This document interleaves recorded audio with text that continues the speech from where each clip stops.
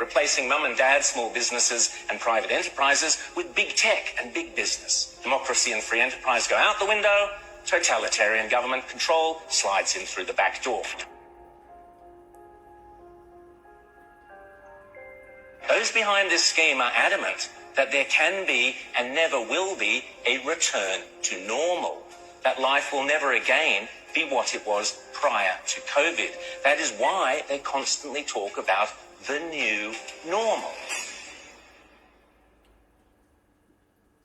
The World Economic Forum meets every January in Davos. You will have heard of the expression Davos man. It refers to all the zillionaires and pop stars and popes and princes and politicians who meet every year to map out our futures. This year's Davos is very, very different to all the previous ones. The World Economic Forum, along with the United Nations, along with the International Monetary Fund, and along with any number of prominent globalist organizations and powerful individuals, including Prince Charles, together have jointly promised that the 2021 World Economic Forum will be used to introduce, via a vast network of connected big tech corporations, online activist movements, and compliant local and national governments, something they called the Great Reset. This isn't some Sky After Dark fantasy conspiracy theory. It is a global commitment they have made to use the panic and fear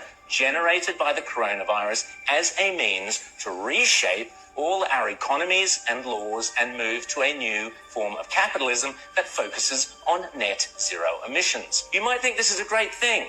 You might think this is a terrible thing. If implemented successfully, the Great Reset will undeniably and deliberately have extreme and possibly dire repercussions for every single one of your constituents.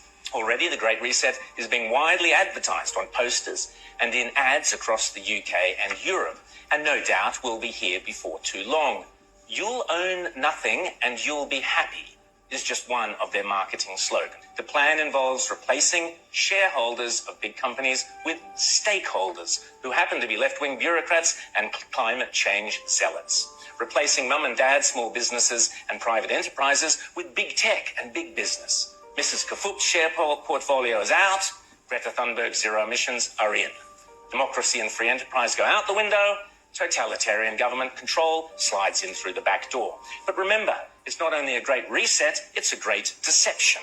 Because in order to get everyday people to surrender many of the rights and freedoms we currently take for granted, the repeatedly stated aim of these organizations is to deliberately use COVID as an excuse, to use all the political and authoritarian tools, as Prince Charles puts it, that are currently being used around the world to eradicate the virus, such as lockdowns, exclusion zones, forced closure of businesses, heavy fines, making protesting illegal, and so on, but now to eradicate carbon emissions. Those behind this scheme are adamant that there can be and never will be a return to normal, that life will never again be what it was prior to COVID. That is why they constantly talk about the new normal. This is not me saying this. This is them saying it. The people with the power and the means and the obsessional desire to do it. And they keep telling us again and again precisely what they have in store. Now is a historical moment, a time, not only to fight the virus, but to shape the system. We have a unique but rapidly shrinking window of opportunity to learn lessons and reset ourselves on a more sustainable path. It is an opportunity we have never had before and may never have again. So we must use all the levers we have at our disposal, knowing that each and every one of us has a vital role to play. The Great Reset is a welcome recognition that this human tragedy must be a wake-up call. It is imperative that we reimagine, rebuild, redesign, reinvigorate and rebalance our world. Rebalancing investment, harnessing science and technology, and advancing the transition to net zero emissions, all elements of the Great Reset, are fundamental to building the future we need. And if it's still not clear, the book written by World Economic Forum boss Klaus Schwab himself, setting out precisely how the most powerful forces in the world are lining up to use the COVID-19 crisis as a pretext for introducing a new climate change-focused one world economy. that will strip away property rights and basic democratic rights. They are not hiding this stuff, they are shouting it from the rooftops. The World Economic Forum boasts on its website that the only acceptable response to the COVID crisis is to pursue a great reset of our economies, our politics, and our societies.